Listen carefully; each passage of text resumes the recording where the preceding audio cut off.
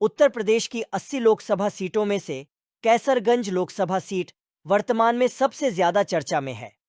दरअसल, महिला पहलवानों के यौन उत्पीड़न के आरोपों का कोर्ट में सामना कर रहे भारतीय कुश्ती संघ के पूर्व अध्यक्ष बृजभूषण शरण सिंह इस सीट से बीजेपी के सांसद हैं। दूसरी सबसे बड़ी वजह यह है कि बीजेपी समेत अन्य विपक्षी दलों ने अब तक इस सीट के लिए अपने उम्मीदवारों की घोषणा नहीं की है। बीजेपी उत्तर प्रदेश में अपने सहयोगी दलों के लिए 5 सीट छोड़कर बाकी 75 सीटों पर चुनाव लड़ रही है। 73 सीटों पर बीजेपी प्रत्याशियों की घोषणा कर चुकी है, लेकिन रायबरेली और कैसरगंज सीट के लिए प्रत्याशियों की घोषणा अब तक नहीं हुई है।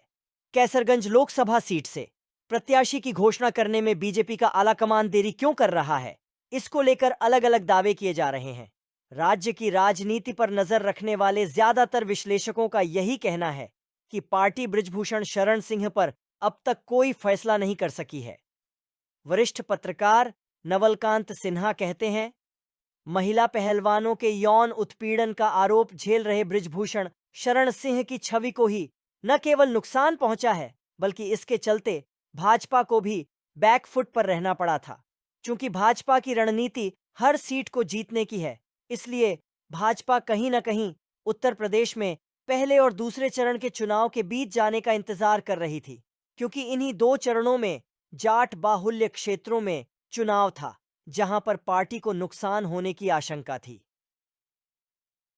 अब जबकि 2 चरणों का मतदान हो चुका है और कैसरगंज में नामांकन दाखिल करने की प्रक्रिया भी 26 अप्रैल से शुरू हो चुकी है, इलाके के मतदाताओं को उम्मीदवार के नाम का इंतजार है। इस सीट पर नामांकन की प्रक्रिया 3 मई तक चलेगी। 4 मई तक नामांकन पत्रों की जांच की जाएगी और 6 मई तक जो प्रत्याशी अपना नाम वापस लेना चाहेंगे, वो वापस ले सकते हैं।